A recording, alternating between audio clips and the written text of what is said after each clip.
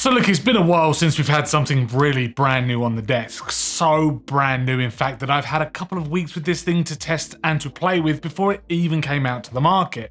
Yes, I'm in fact talking to you from the past, so hey, welcome to the channel.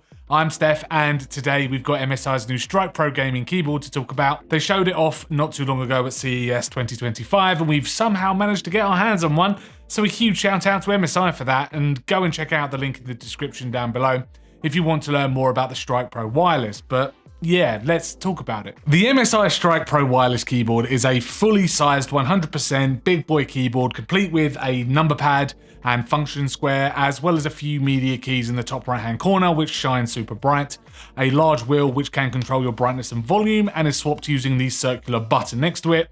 It's relatively large as well, measuring at 43 by 15 by 4 centimeters at its widest point, and it's got an aircraft grade aluminium top plate which is very smooth to the touch and surprisingly lightweight, but also retains some really nice quality to the overall aesthetic. You have got 3 profile buttons on the top left to switch between, and 3 switches to toggle wireless mode on and off, your Bluetooth mode, and also your RGB lights. Now, I personally think due to its size, this thing may not be up to everyone's taste, and I do find number pads extremely convenient for my content creation. It's a bold move by MSI to include one when they could have easily left it out, and in favor of making some kind of TKL or 60 or 65% sized keyboard. Now, I will say now that I actually think that it's quite comfortable to use, even though it does take up some extra real estate on my desk. MSI have decided to use Kailth Midnight Silent tactile switches, bit of a mouthful that one, which I must say compared to more Asian-centric custom mechanical keyboards I've tried lately, the typing experience here is very quiet thanks to its dampening, which I think is quite a nice thing, especially if you're going to be using it for work as well as gaming, as I do think a mechanical keyboard thok sound, I think, can get a little jarring sometimes when touch typing for too long. The silent switches do have a 45-gram actuation force and a tactile bump, and I suppose I can feel a very slight bottoming out when slowly pressing the keys, but overall it's still a smooth enough motion.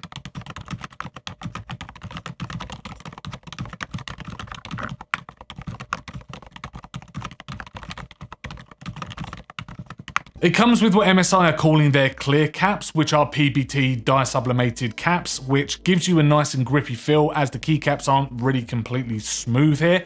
MSI's font of choice though may require a bit of getting used to. Now, I'm not 100% keen myself. I must say I do like a simpler font for my keyboards, but it is completely on brand, so you know, that's why it's like it. Talking about the MSI Centre a bit, because I must say it is a little strange to get your head around. Inside of the MSI Centre software is the gaming gear menu, and here you can access your Strike Pro settings as long as the keyboard is hooked up to your PC using its USB cable, which you can find in the box, and you can't change anything while it's being used wirelessly. Now, this for the most part is where you'll find your settings for setting your key functions and macros, which to be honest with you is all you can do here. However, to then change the RGB effects, you need to come out of the gaming gear menu and head into the Mystic Light menu. Here you'll find all of your ARGB settings for all of your MSI gear that you have on your rig. So for me, you can see that my fans are on here too because I'm using some EZ or EZ120 fans in my gaming PC. And then you can choose all of your effects and colors and whether or not you want everything to sync up. However, I will say that the RGB effects here on the keyboard are very understated. And because it uses north-facing RGB LEDs, the brightness unfortunately does really suffer.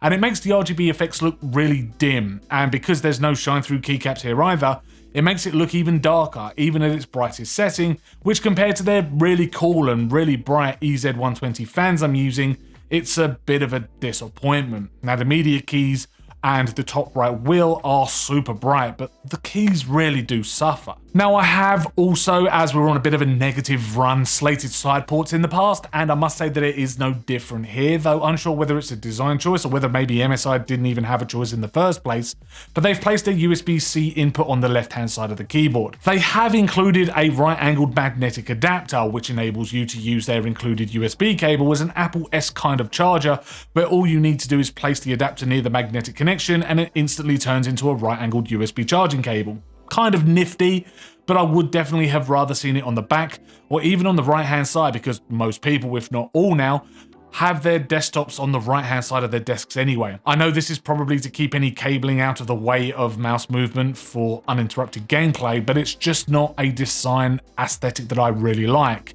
There's a power button too, so you can save yourself some battery, and charging the keyboard back to full takes really no time at all. It's got a 4,200 milliamp battery inside, or 250 hour battery that MSI are quoting, which does last a decent amount of time for me anyway, and I tend to find myself reaching for the charging cable about once a week or so. So all in all, a really nice keyboard, though unfortunately I don't think it's perfect. And I think what lets it down is the software, which just feels a bit convoluted compared to some of the simpler options we've seen lately from the more unknown brands coming out of Asia. And it is silent though, and that's something I must say I do quite like about the keyboard, and all the while retaining a really nice actuation as well. I'm a fan of these Midnight Silent switches, though I know some of you out there will be thinking about that missing thock sound. I must say, for me personally, it doesn't really suit my desk style with the font and RGB effects. I would have liked something a little bit brighter and really simpler to look at, but I do get it. MSI are a gaming brand, and this is a super gamery looking keyboard, which in the grand scheme of things really did perform well for me.